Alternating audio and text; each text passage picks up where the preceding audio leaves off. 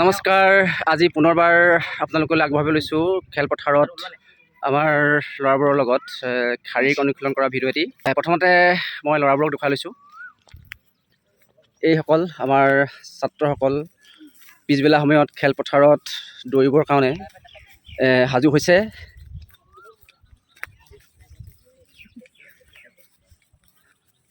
নহ'লে আজিকালি ল'ৰাবোৰৰ বিশেষ কাম বন কৰিব নাজানেই, আৰু গতিকে সিহঁতক ফিল্ডতে অলপ দৌৰাই লওঁ।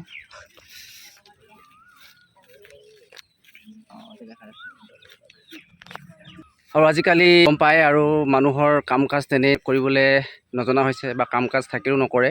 আৰু দ্বিতীয়তে খাদ্যবস্তু যি ভেজাল হৈছে, গতিকে আমি সময় থাকোঁতেই যদি স্বাস্থ্যৰ প্ৰতি যতন নলওঁ, তেতিয়াহ'লে আমি জীৱনত যিবোৰ ধন সম্পত্তি ঘটিছোঁ বা ঘটোঁ, সেইবিলাক মেডিকেলত দিবলৈ হ'বহে।